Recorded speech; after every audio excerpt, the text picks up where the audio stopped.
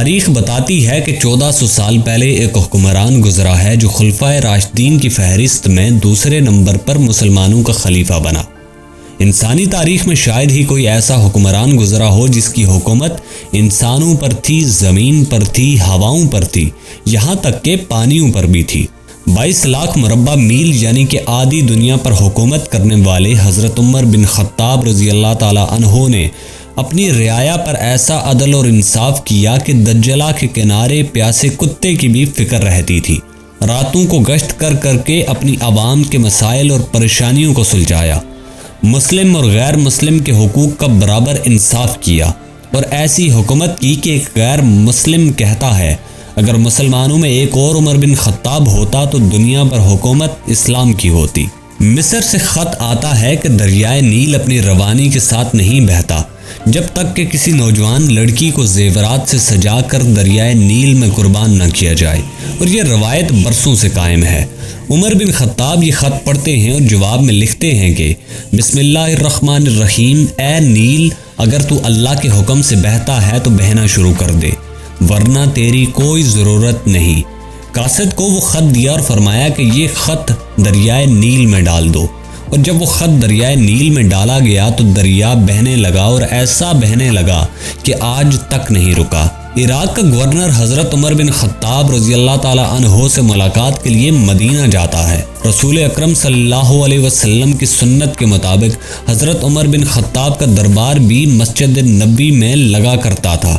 Governor مسجد پہنچتا ہے تو پتہ چلا کہ آپ بکریاں چرانے گئے ہیں۔ گورنر اس سمت میں چل پڑا اور کچھ دور جا کر دیکھتا ہے کہ بکریوں کا ایک ریوڑ چر رہا ہے اور قریب ہی ایک شخص پتھر پر سر رکھ کر سو رہا ہے۔ گورنر نے کہا کہ اے عمر، تو نے اللہ کی زمین پر انصاف کیا ہے، تجھے پتھر پر بھی نیند آ جاتی ہے۔ تاریخ یہ بھی بتاتی ہے کہ 1300 سال پہلے ایک اور حکمران گزرا جو کہ عمر فاروق بن خطاب کی ہی آل سے تھا۔ اس شخص نے بھی مسلمانوں کی خلافت کی اور ایسا خلیفہ بنا کہ تاریخ میں ان جیسی حکومت بھی کسی کو نہیں ملتی۔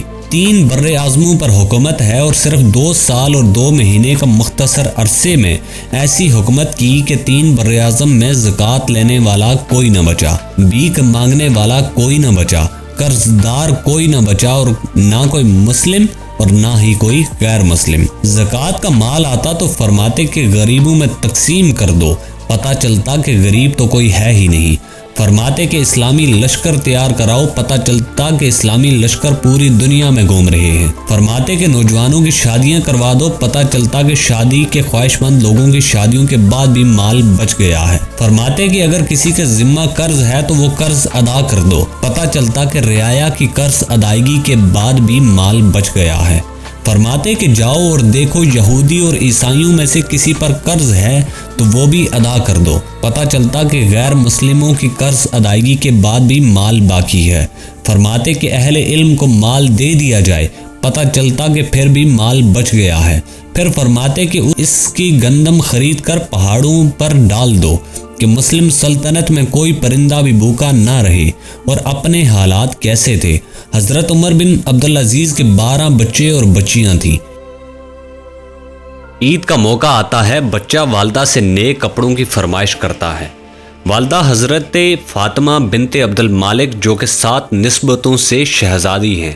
انسانی تاریخ میں سیاسی لحاظ سے اتنا بلند مقام کسی عورت کا نہیں۔ جب حضرت عمر بن عبدالعزیز گھر تشریف لائے تو حضرت فاطمہ نے بچوں کی خواہش کا ذکر کیا تو عمر بن عبدالعزیز فرمانے لگے کہ فاطمہ، میرے پاس تو پیسے نہیں ہیں، نیک کپڑے کہاں سے دلاؤں؟